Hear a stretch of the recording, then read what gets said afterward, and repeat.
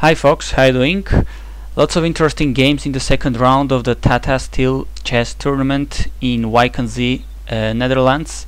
For instance, we had apparently the first classical game between Magnus Carlsen and Wesley So, representing United States already. It was an interesting game where the former GM from Philippines held his position very well. We had a very interesting, very flashy opening between Aronian and Giri. For instance, they blitz out like 20 moves of a very impressive Grunfeld with full of fireworks, at least in the opening.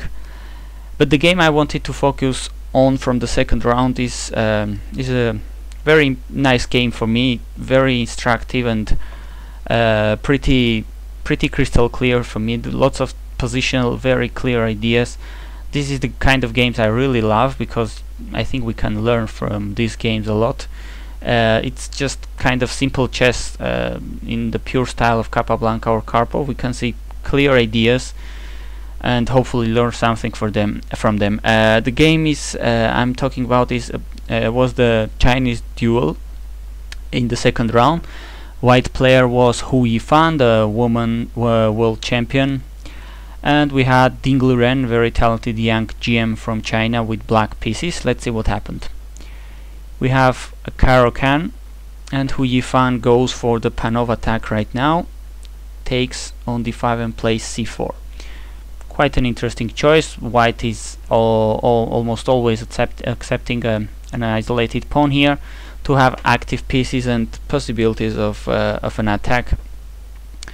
Knight f6, knight c3, some normal moves I assume, bishop g5, and here bishop e6 is played in the move number 6. I have no idea of Caro-Kann theory really, but I would bet this move is not very popular.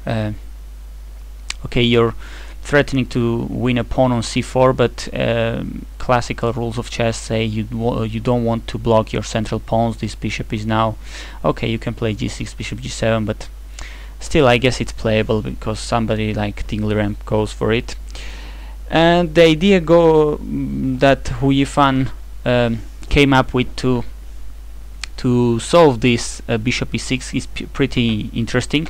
She could have maybe gone for a more expected way like c5 and try to keep developing pieces, and black probably should go for knight e4, g7, bishop g6, bishop g7, but Yifan plays knight ge2, as we're gonna see in a couple of moves, sacrificing material, some slight material to get positional compensation. Very interesting. So black takes on c4, and she plays knight f4, threatening to take on e6. This is basically her idea, trying to take on e6 and doubling a couple of really weird and ugly looking pawns here on the e-file. But on her way she's giving up material there. Black already took a pawn, which will be recaptured, but d4 is hanging. So Yifan-Liren went for it. He took it with the knight. Now knight takes on e6. Of course the knight can take back, which he did. But bishop takes c4 was played here. Very sharp position, very interesting. Notice that the bishop on g5 is hanging, in fact. And well, finally, Yifan-Liren didn't go for the bishop capture. Let's see what would have happened there, because it's pretty interesting to see how white gets compensation for a piece and a pawn. Black has 3 pieces here, 3 minor pieces. White has 2. White misses 3 of his pawns. Black misses only 2. So this is a piece and a pawn for black. But in compensation, white has almost all his pieces activated, while black has this bishop here, the rook there, the other rook there, the king in the middle, and queen a4 check is certainly the move which highlights all these problems.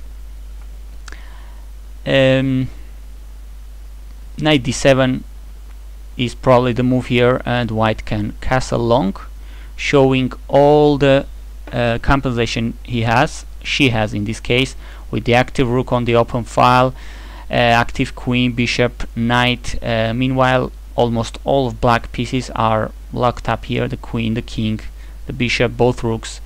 The knight is super pinned, so Certainly a very interesting position.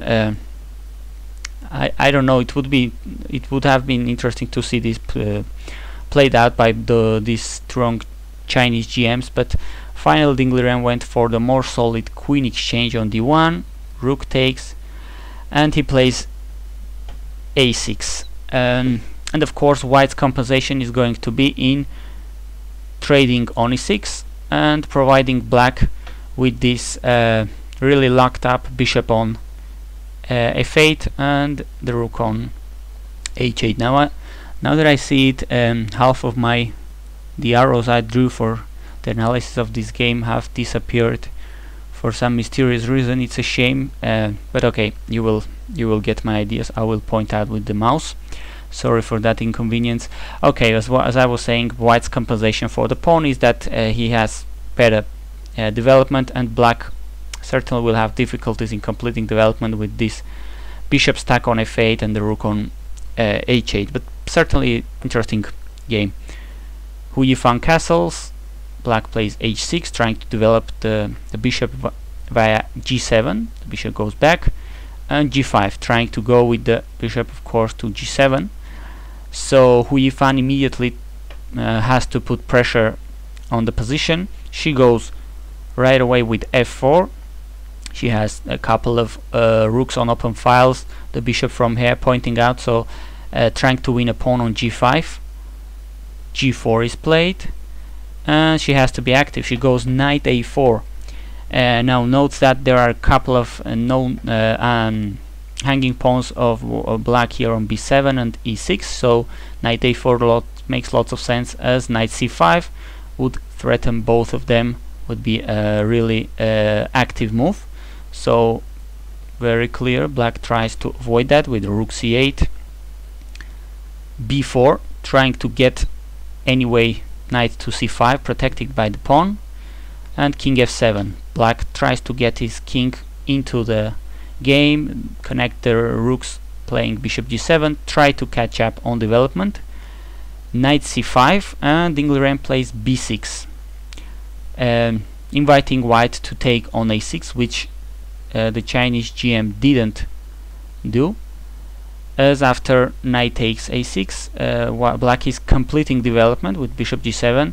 Anyway, that was a pawn black had for free, and the obvious point here is that now this knight on the rim isn't coming back immediately into the action. Note that b8, c7, c5 and b4, all the squares this knight could try to jump to are not possible, so it will take a couple of tempos to white to get the knight back into the action, into the game, which is certainly an achievement for black. He just gave back the pawn for for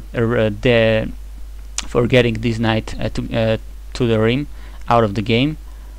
So Hu Yifan probably correctly didn't take the pawn. She goes back to d3, now trying to go to the active e5 square. All positional chess, as you can see, very crystal clear ideas in my opinion.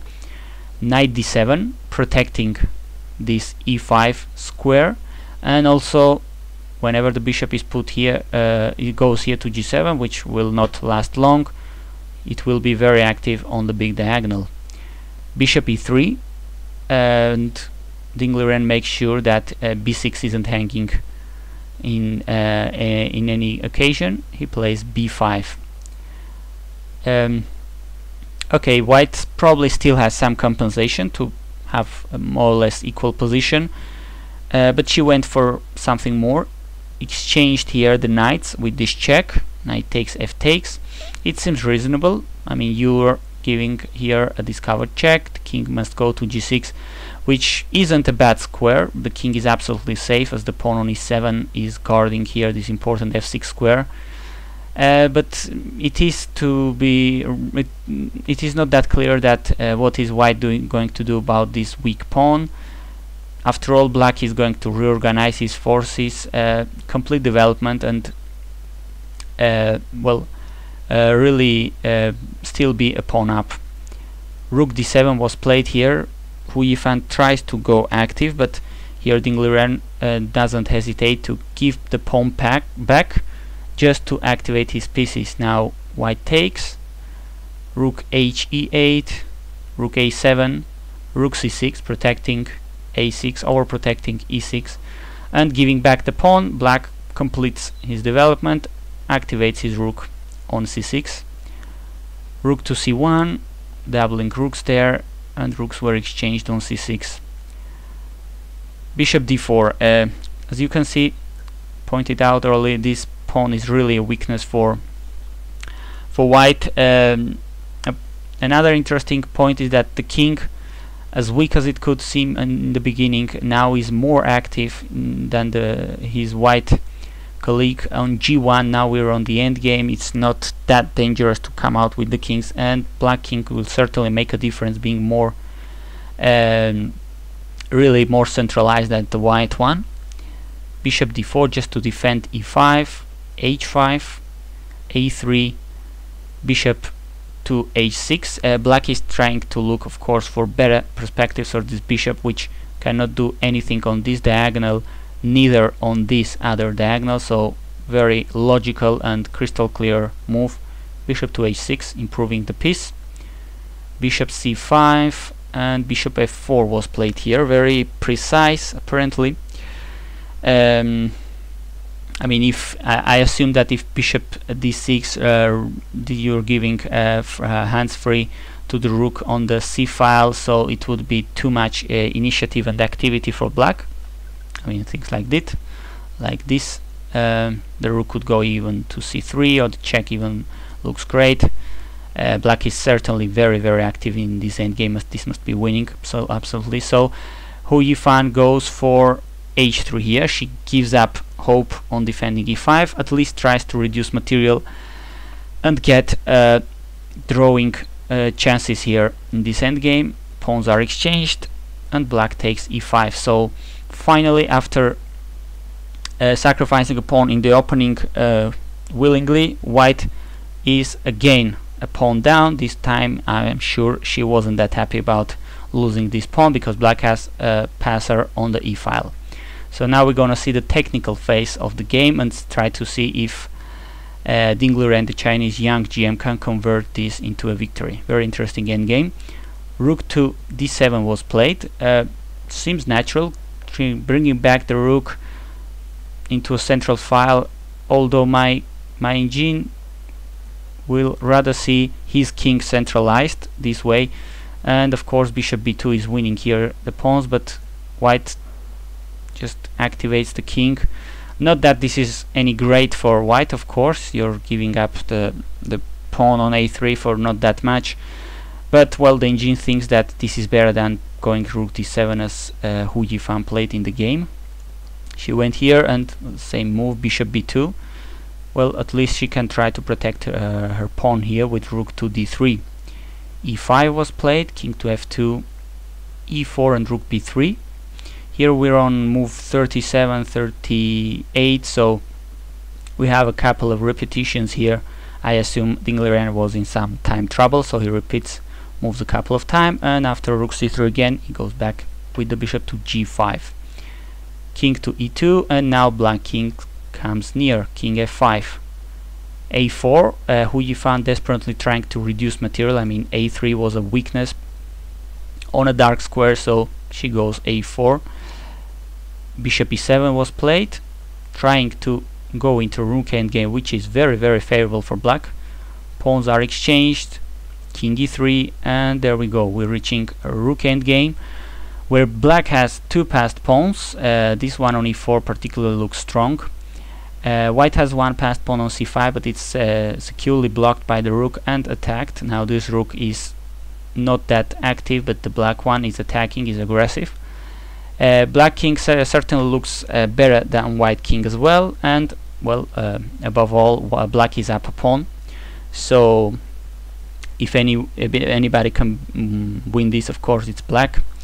Let's see what happened. King e5. Note that black king is just marching to d5 to take c5. He's happy to trade these pawns, the c5 one for the e4 one. Rook c1. There is little Hu Yifan can do about this plan. King d5. She checks on d1, and there it goes. King takes c5. at least he gets the pawn on e4, but this is a really dangerous passed pawn, and as we're gonna see now, this is going to decide the game.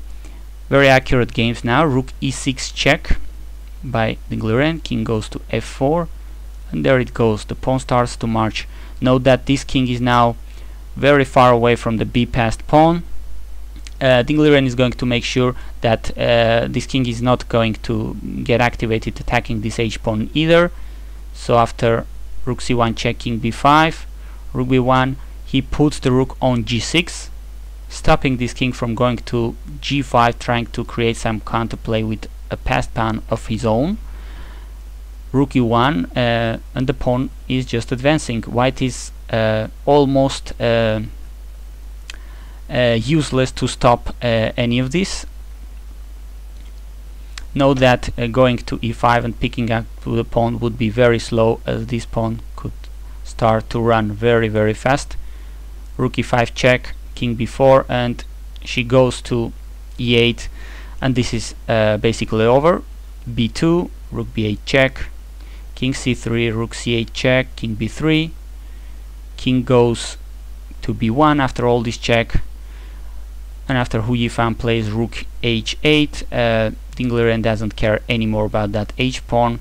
He goes to rook with the rook to c6, and he's more than ready to perform a Lucena maneuver if necessary, and this pawn is really going to promote winning the game for Yifan-Liren. Really a long game, 58 moves, very technical and positional game with some interesting ideas, an interesting variation which we didn't see in the game, that piece and pawn sacrifice, which Yifan-Liren didn't accept, really with nice cute compensation for white, and some crystal clear ideas which I hopefully will be entertaining and useful for all of you. Thanks for watching.